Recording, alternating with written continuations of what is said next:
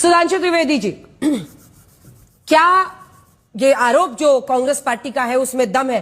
वो ये कह रहे हैं कि कांग्रेस में आप नेहरू की लेगेसी, पंडित जवाहरलाल नेहरू की विरासत को खत्म करने के लिए, उस पर काला दाग लगाने के लिए आप ये पूरा प्रकरण कर रहे हैं और इसमें आप कभी सफल नहीं होंगे। इस पर आपका क्या जवाब है?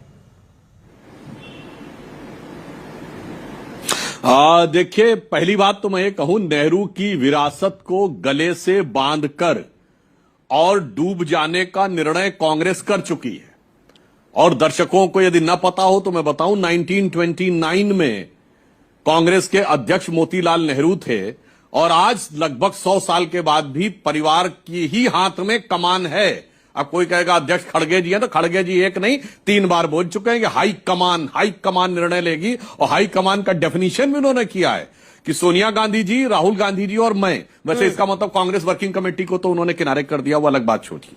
तो उन्होंने जोड़ के रखा। और जहां तक नेहरू जी की बात है, अंजना जी, वो दौर चले गए जब एक मीडिया में कंट्रोल सेक्शन होता था और आप अपनी मन मर्जी की चीज बताते थे। आज माननीय प्रधानमंत्री जी ने जो बात बोली है, उन्होंने कहा कि अक्टूबर 15, 1937 को अगर मोहम्मद अली जिन्ना ने अपना ऑब्जेक्शन लिखा और नेहरू ने 20 अक्टूबर 1937 को सुभाष चंद्र बोस जी को पत्र लिखा और 26 अक्टूबर 1937 को कलकत्ता में अधिवेशन में कांग्रेस ने वंदे मातरम को काट दिया, अगर कोई इस पॉइंट को रिफ्यूट कर सके तो करे। हकीकत यह है कि जो एक लीगेसी बहुत बड़ी बना रखी थी, अंजना जी, हम किसी का कद नहीं छोटा कर रहे हैं। कद के सामने बना हुआ जो पर्दा था ना, बस पर्दा हटा दे रहे हैं। उसके बाद जनता खुद देख रही है कि कौन किसका कद कैसा था। और यहां मैं एक बात और बता दूं कि जो वंदे मातरम के विषय में माननीय प्रधानमंत्री जी ने बात कही है, जो इन्होंने कहा ना कौन किसकी भावना और किससे क्या समझता है। देखिए, पहली बात यह कि कट्टरपंथियों के आगे झुकने का अंजाम बहुत बुरा होता है। 1937 में वंदे मातरम कटा और 47 में देश कट गया। अब दूसरी बात, वो किस मूल भावना को बताते हैं। उन्होंने कहा यह मूल भावना हजारों साल पुरानी है, जिसके संवाहक हम हैं। उन्होंने कहा कि भगवान राम ने बोला, जननी जन्मभूमिश्च स्वर्गादपि गरीयसी, यह वही वंदे मातरम की भावना है।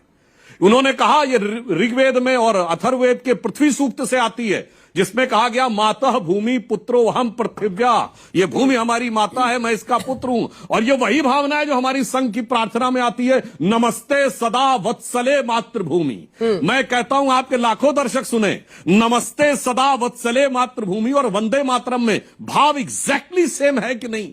बस यहीं पे एक अंतर है कि उन्होंने कहा कि अगर उस समय नेहरू जी अड़क के खड़े हो गए होते और